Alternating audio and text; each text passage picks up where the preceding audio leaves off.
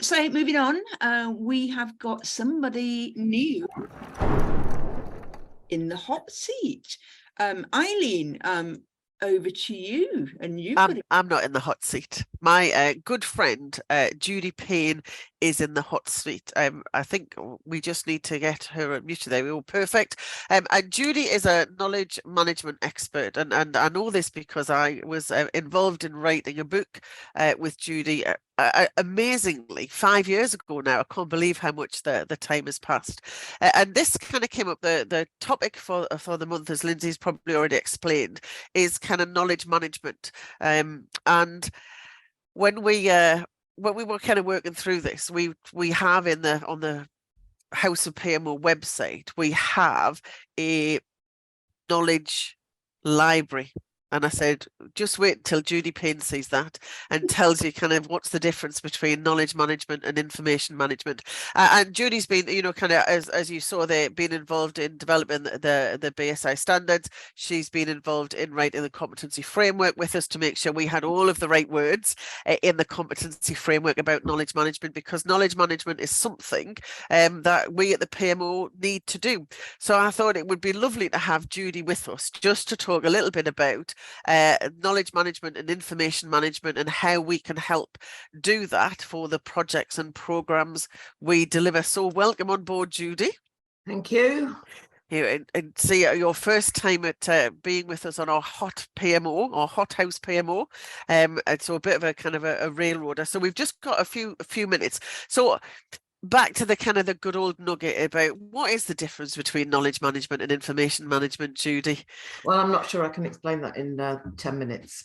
I like to think of knowledge as a human capability. I like to think of it as a process of knowing. There's a whole branch of philosophy, epistemology, about the nature of knowledge. So, there's ultimately no right or wrong.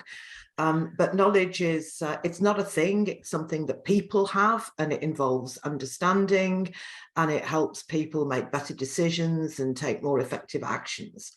Information is a thing. Knowledge isn't a thing. Information is a thing.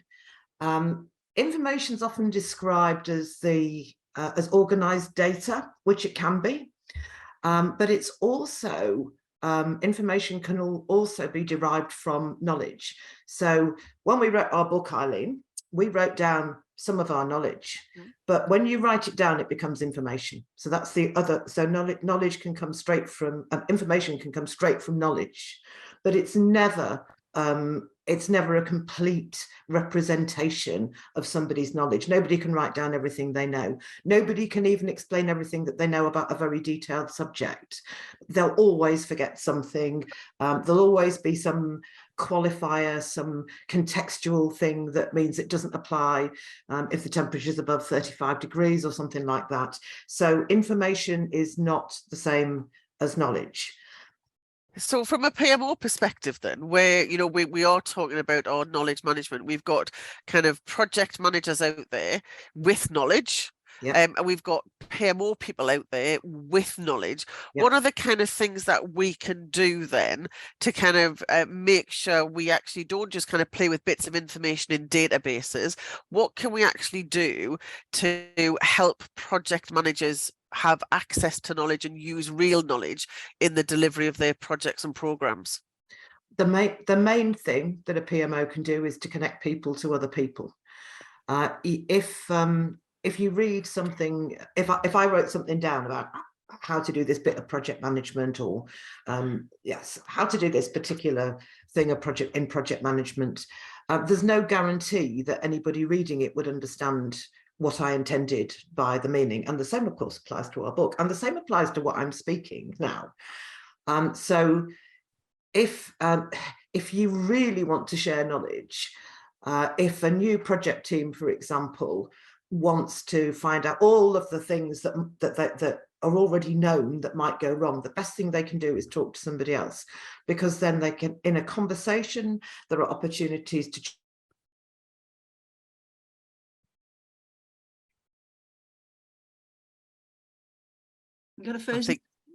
I think have you frozen, Judy? So that connect people to other people. Okay, I think you froze for a bit in the middle there, but it is about that connection to people to people. So is there, you know, we've in the House of PMO or amongst this as well, and projects and programs and PMOs, we've collected an awful lot of stuff, an awful lot of information that we've kind of formally documented and put down in beautiful repositories that are kind of well maintained. How can we kind of use that information in the whole kind of knowledge management process? Are they completely separate, or can we use all of that information? No, they're not. They're not completely separate.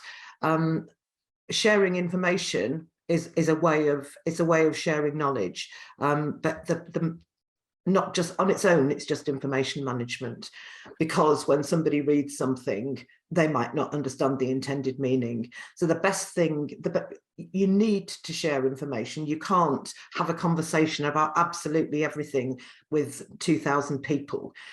You've got to use information sharing as a means of sharing knowledge, but it should always be backed up with an opportunity to interact with a human who's actually got that knowledge. So if you've got articles, are your articles in your PMO Knowledge library? Knowledge library.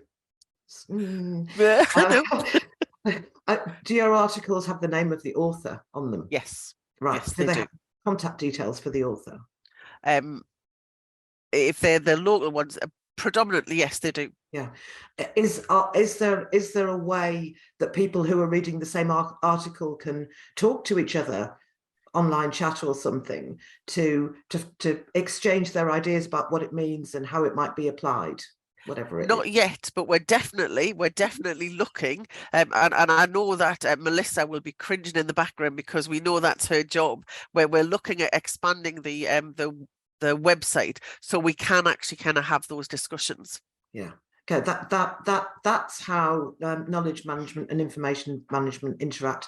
So from a knowledge management perspective, information management is a very important tool, and information sharing is an important tool in knowledge management. But the things that you do in knowledge management and the things you do in information management are very different. Okay. Because knowledge isn't a thing that you can arrange on shelves, whereas information is. So would a community of practice type meetup be a form of knowledge management, or It depends. The short answer is yes.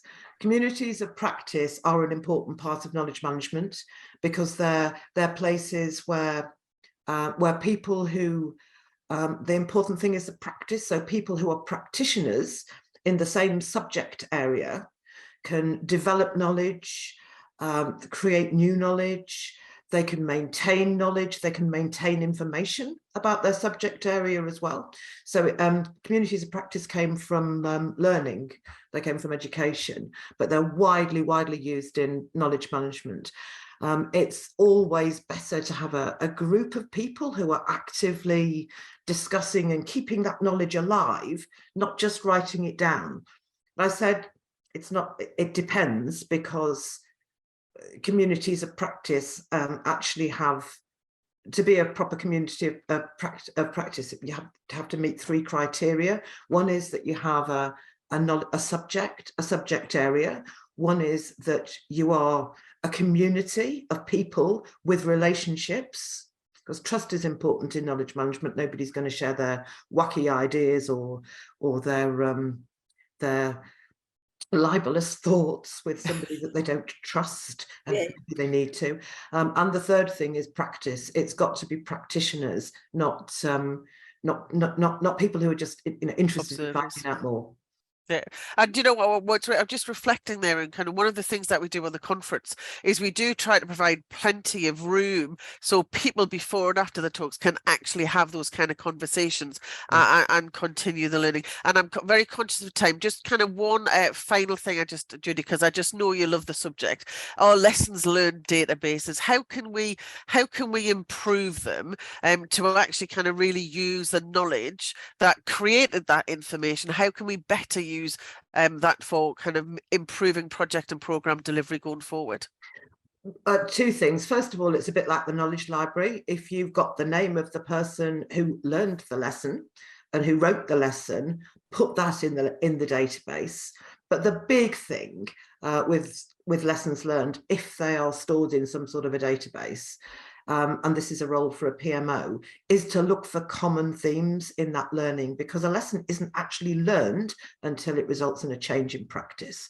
Just writing it down and sticking it in a database, not learned. A change in practice, and that's something that a PMO can do. Look at what people are saying. There, you pick out themes and change the processes so that those things don't happen again. Brilliant. Thank you very much. So it's a very quick kind of 10 minutes, but thank you very much for your time, Judy.